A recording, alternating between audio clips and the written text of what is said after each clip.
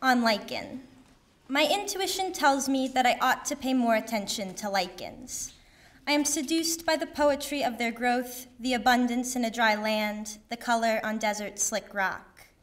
They are simplicity, longevity, persistence, pioneers of the harsh and limited, a colonizing wonder. Fungi to algae to bacteria, I ought to pay more attention to lichens. Limbering up.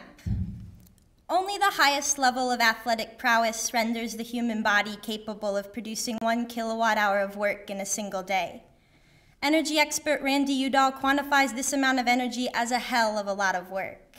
He makes sense of the kilowatt-hour. If you ride a bicycle 100 miles, you have done 1 kilowatt-hour of work. This is enough work to carry a 90-pound backpack from sea level to the summit of Everest. In the United States, we sell kilowatt-hours of electricity at 8 cents a pop. Of course, electricity represents only a portion of energy consumption in this country, yet expressing per capita energy consumption in these units illustrates how our society is drenched in cheap energy. The average American consumes 300 kilowatt-hours per day.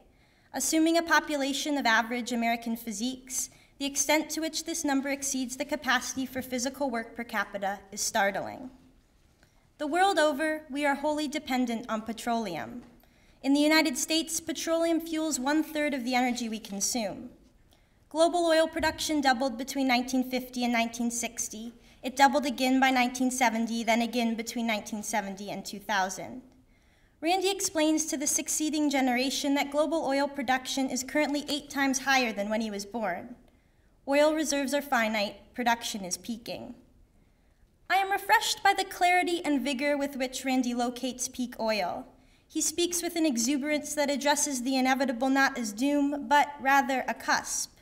Global oil production is not going to double anymore. Instead, energy is going to become scarcer and more expensive. Peak oil will be the vortex of my lifetime. Randy helps me orient for life in this vortex. He proposes a direction: get good at practical things. For Randy, practicality takes on many forms: baking pies, splitting wood, shooting elk, building things with your hands. He cites these as skills worth pursuing. Practicality in peak oil, it seems, brings processes closer to the body.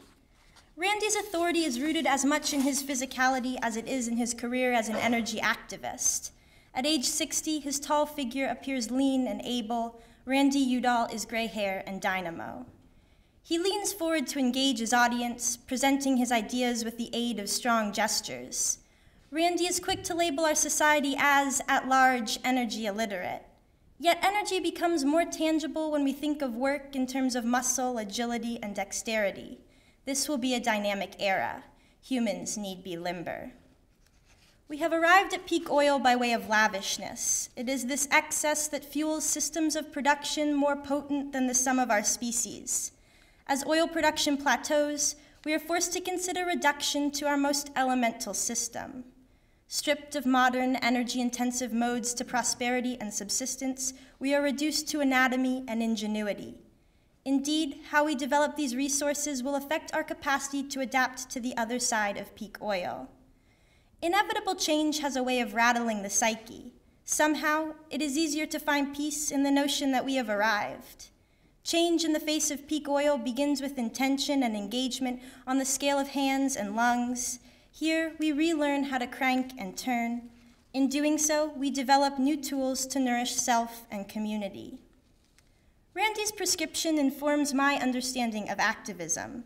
Human vitality becomes activism in its most essential form. We are part of a civilization marked by submission to the wheels and gears of petroleum-fed industry. Lost in this submission is the tendency to interact with the body as a complete machine. Peak oil demands that we reintegrate into the systems that sustain us. We can begin to do so by learning practical skills. Randy forecasts flux in the coming decades. He reminds me that with flux come both challenge and opportunity. There is something remarkably exhilarating about the opportunity to redefine dependence by developing one's own resources. This is activism. We are at the cusp of an energy crisis. It is time to limber up.